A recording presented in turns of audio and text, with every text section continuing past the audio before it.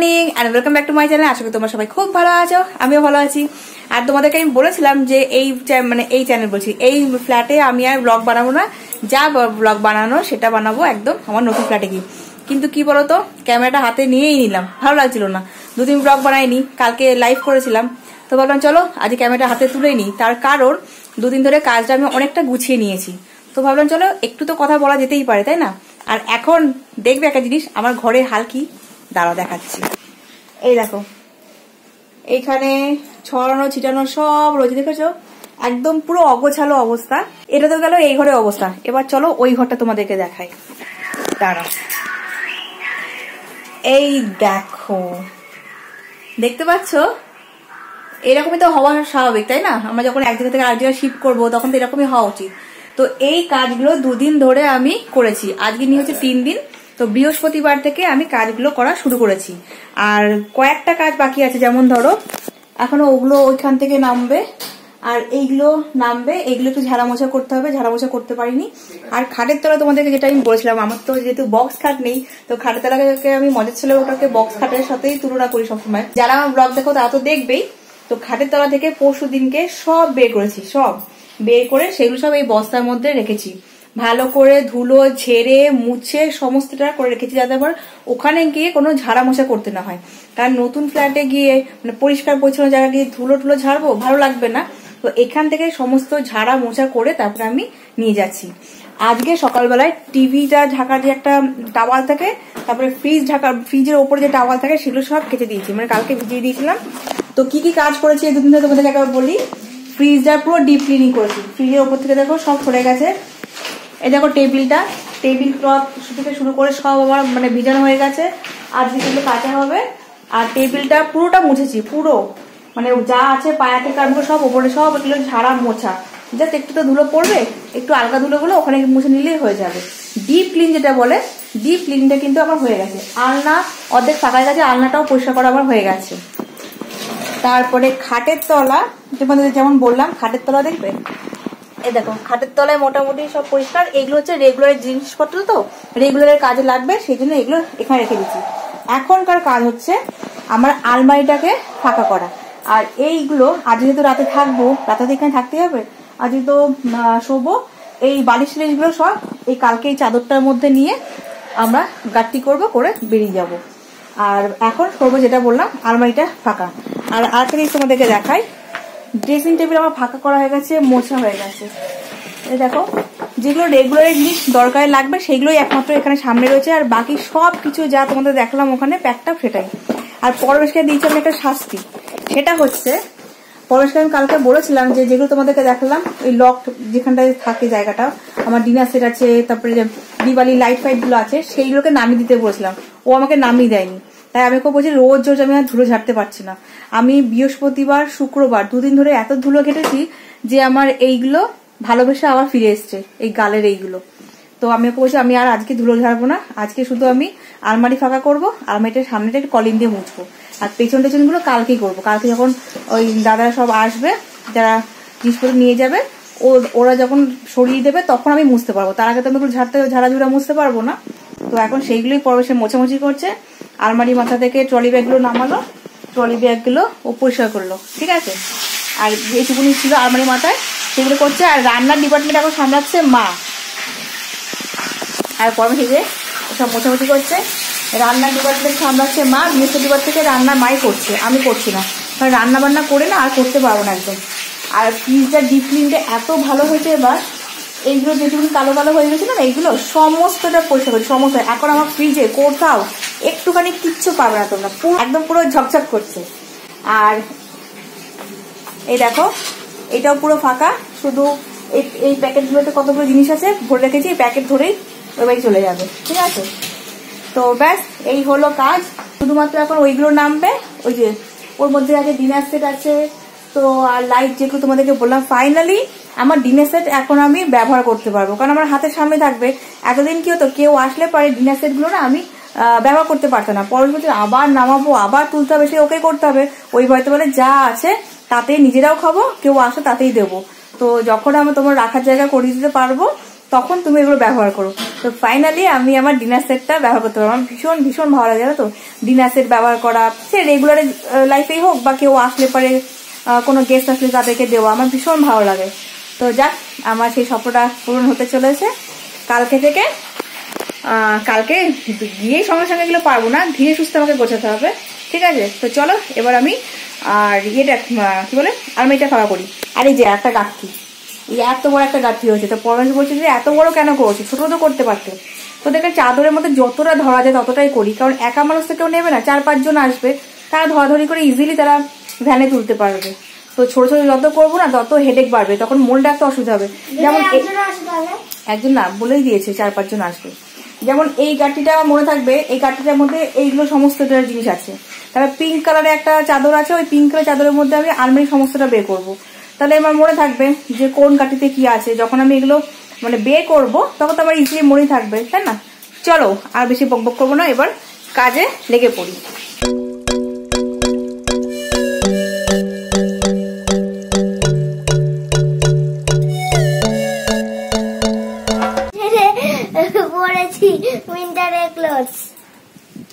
এর আগে দিয়া ফ্যাশন শো করেছিল, এবার আমরা মা ছেলে তোদের একটা নতুন গেঞ্জি পাওয়া গেছে, তোদের পরে বসে রয়েছে। আর আমি শাক পাওয়া গেছে মানে এটা আলমারিতে ছিল কোনোদিন আজ পর্যন্ত না, আমি বাইরে এটা পরে বেরোই।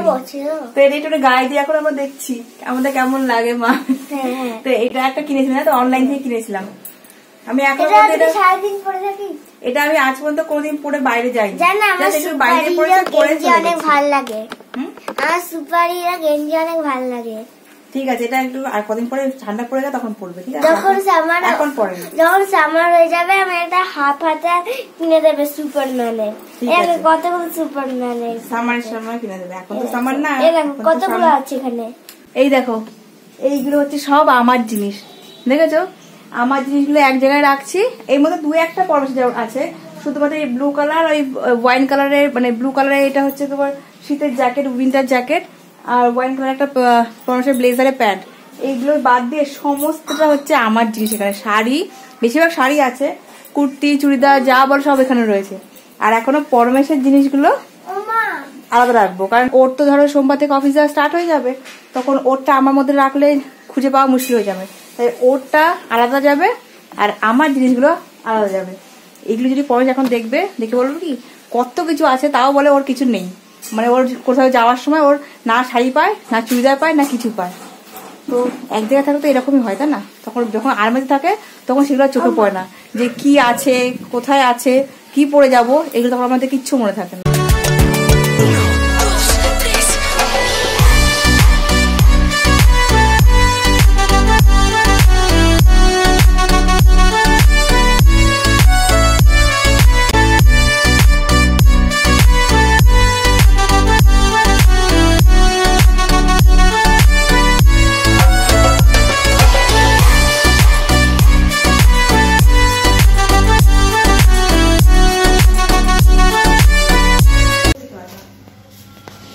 দেখো এটা নিয়ে যাচ্ছে ডিজে বক্স।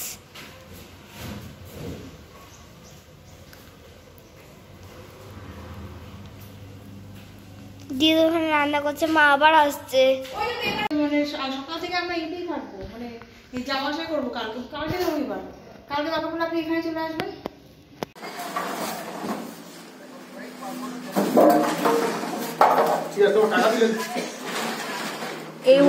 এই ওয়াশিং মেশিনটা দেখো, এটা বড়, এটা তাও ছোট, ওইটা বিশাল বড়। কি বলছেন দাদা? পয়সা দিয়ে দিচ্ছি।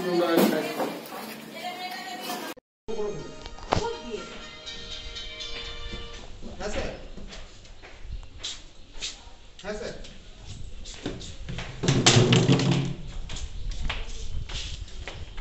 নিয়ম হচ্ছে 50, আপনি যা পাবেন করুন। তোজো তোজো কোন নম্বরে চা দিও না, তোজো করো না। কি করিনি তো, কিছু করেছি? আমি তো চুপ করে দাঁড়িয়ে আছি। ভাইরাস, আমি তো চুপ করে দাঁড়িয়ে আছি দূরে। বলে না করো তোজো তোজো।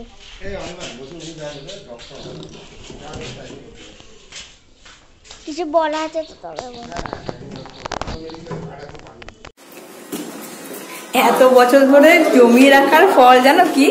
30 টাকা। কার্টুন গুলোর দাম দিল, সমস্ত কিছু, শুধু একটা কার্টুন রেখে দিলাম নতুন ওয়াশিং মেশিনটা। ওটা কালকে দিয়ে দেবো। দেবো যেটা 30 টাকা। আর পেপার কটার দাম 45 টাকা হলো, 3 কিলো পেপারের দাম। আর তোমার আর একটু 3 কিলো থেকে একটু বেশি ছিল, 3 কিলো থেকে একটু বেশি পেপারের দাম নিল 45 টাকা। আর বাকিগুলো বলে কি 35 টাকা। হ্যাঁ 35 টাকা। তাহলে ভাবো 35ই তো, হ্যাঁ 35 টাকা। তাহলে আমি পড়াশোনা করে 2.5 বছর ধরে আমি কার্টুনগুলো রেখে দিয়েছিলাম, যখন আমরা নিজের জায়গায় শিফট করবো তখন তো লাগবে।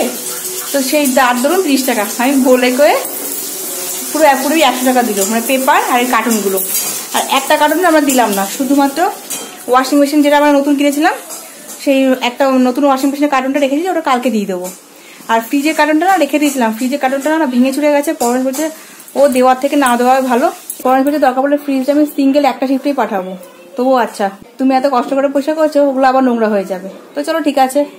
তো বাবা ফাইনালি এগুলো একটুখানি ফাঁকা হলো।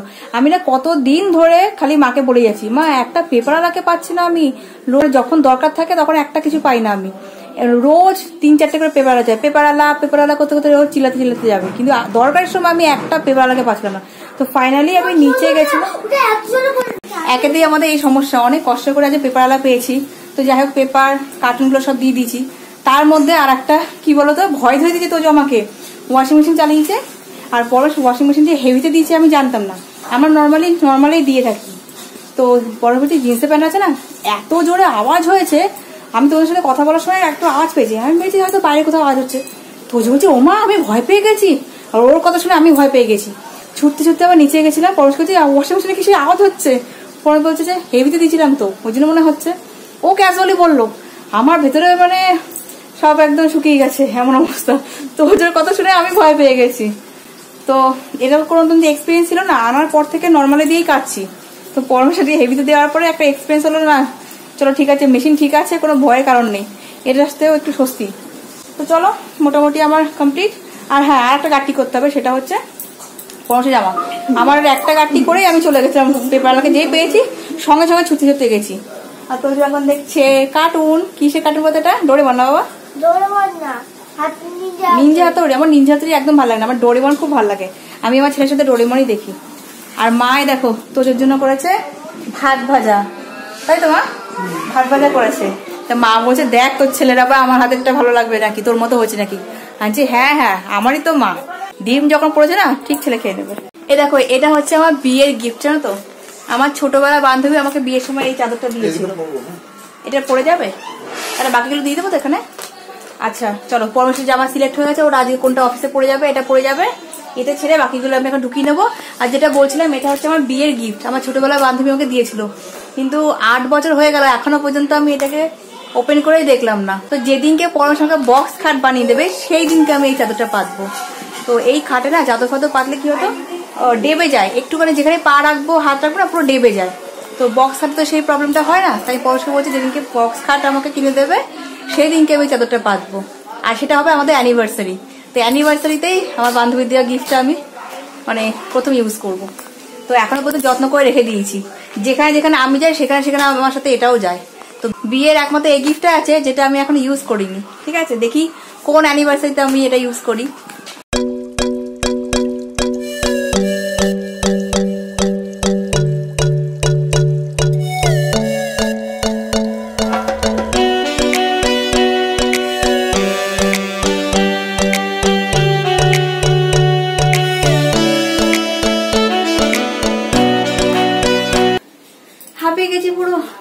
এগুলো পুরো ছেলেরা করতে পারে, এত টাইট করতে গিয়ে আমার এগুলো পুরো ব্যথা হয়ে গেল, আর পাচ্ছি না।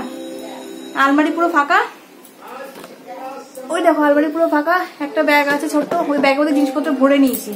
তো ব্যাগটাও বের করে দেবো, আর যা পেপার ছিল সেগুলো বের করে দিয়েছি। এখন একটু কিছু খাবো, পেটে দেবো, কারণ গলা শুনে বুঝতেই পারছো আমার শরীরের সমস্ত তেল আজ নিংড়ে বেড়েই গেছে, আর শরীরে এক ফোঁটা তেল নেই। এবার তেল পেটে দেবো, মানে কিছু খাবো, খেয়ে দিয়ে তারপরে আলমারি ঠিক আছে পরিষ্কার করলে মোটামুটি আমার কমপ্লিট। আর এগুলো সরিয়ে না দিলে আমি আর কিছু করতে পারবো না, যতটা আমার পক্ষে সম্ভব এই বাইরের পোর্শনটা, সামনে এইটা আর ভেতরগুলো এখন ক্লিন করব। আর শোকেসটা আর আলমারি পেছন, শুধু পেছনগুলো বাকি থাকবে।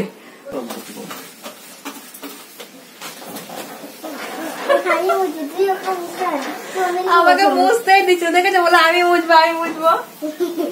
বলবেন যে কমিটির রিপোর্ট আসছে আমাদের, তোমার কাছে আমি করি সব, তুই পারবি না, দেরি হবে এতে। ঠিক আছে।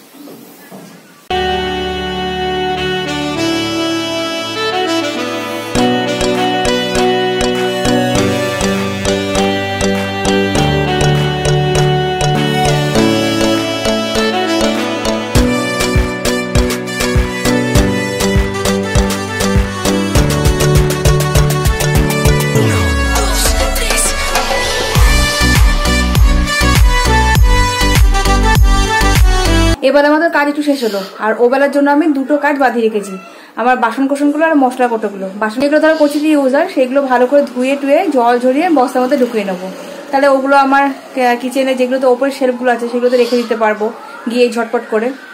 আর ওবেলায় আমাদের ফ্ল্যাট পরিষ্কার করার জন্য লোক আসবে, তো সেখানে যেতে হবে, মানে কাজ একটু দেখে নিতে হবে, ঠিক আছে। আর মোটামুটি এখনকার কাজ সব সারা হয়ে গেল, একদম পুরো ঠিকঠাক, ঠিক আছে। যা ছিল যতটুকু ছিল যতটা পারলাম পরিষ্কার করার চেষ্টা করলাম, যাতে ওখানে গিয়ে বেশি আমাকে ধুলো টুলো ঘাটতে না হয়। যা ধুলো ঘাটার এখানে ঘেটে গেলাম। আর কাচাকুচি যা ছিল আজকে একচেটিয়া কাঁচা হয়ে গেল, আর কাচাকুচি এখন নেই, যা কাঁচা হবে এবার নতুন ফ্ল্যাটে গিয়ে। আর তোমাদেরকে একটা কথা বলি, যা ধরো রেন্টে আছো বা নিজেদের ফ্ল্যাটে বা বাইরে শিফট করবে, বা ধরো এক জায়গা থেকে আরেক জায়গায় শিফট করবে, তো আমি যেমন করলাম, আমি একেবারে না তাড়াহুড়ো করে কাজ করতে পারি না, তো সেই জন্য আমি ধীরে সুস্থে কাজ করা সব থেকে বেশি পছন্দ করি। তার মানে এমন না যে কাজ করছি তো করছি সেরকম না, ধীরে সুস্থে গুছিয়ে গাছিয়ে কাজ করাটাই আমি বেশি পছন্দ করি। তো সেই জন্য আমি পরশুদিন কাজ করা শুরু করেছিলাম, পরশুদিন কয়েকটা 3টে কাজ সেরেছি, কালকে 3টে কাজ সেরেছি, আজকে বাকিটুকু সারলাম। তো এখন মনে হচ্ছে না ঠিক আছে চলো সব কাজগুলো গুছিয়ে হয়ে গেছে। যদি ধরো আমি আগে থেকে শুরু না করতাম তাহলে কি হতো, আমার একবারে চাপটা পড়তো। তো সেই জন্য না কাজ করার সময় গুছিয়ে কাজ করতে পারলে আর একটু ধীরে সুস্থে কাজ করতে পারলে সবটা কাজ হয়ে যায়। আর তাড়াহুড়ো যত করবে কাজের সময় দেখবে কাজ থেকে ঠিক মতো হয় না, কাজে ভুলও হয়ে যায়, আর দেখবে একটা ছেড়ে আরেকটা মনেও থাকে না যে এটা করতে হবে ওটা করতে হবে। কাজের পাহাড় যদি মাথায় চাপিয়ে নিয়ে বসি না, তখন দেখবে অনেক কিছু আমাদের মিস হয়ে যায়। তো ধীরে সুস্থে যদি কাজ করা যায় না, একটু গুছিয়ে কাজ করা যায়, তাতে একটু সময় নিয়ে 2 দিন আগে থেকে শুরু করা যাক, যখন অনেক কাজ থাকবে। আমি বলছি না যে একদিনের কাজটাকে যদি আমি আরো 5 দিন আগে থেকে করি। তো এখানে যা যা ছিল ধরো সব তো আমার একা, মানে একদিনের পক্ষে তো সম্ভব ছিল না, এই জন্য আমি 2 দিন আগে থেকে শুরু করলাম। তো চলো ফাইনালি মোটামুটি সব কমপ্লিট হয়ে গেল। খাটটা, আলমারি পেছন, যেমন তোমাদের বলেছিলাম পেছনগুলো কালকে ঝাড়তে হবে, ফ্রিজ, আলমারি, ড্রেসিং টেবিল, শোকেস, আর খাটটা তো কালকে ঝাড়াঝুড়ি করেই নিয়ে যাবো একবারে, ঠিক আছে। চলো বাই বাই, সবাই ভালো থাকবে, সুস্থ থাকবে, আর অলওয়েজ হ্যাপি থাকবে। আর প্লিজ আমাকে একটু সাপোর্ট করো, আমার চ্যানেলটাকে সাবস্ক্রাইব করো, ঠিক আছে। Bye bye.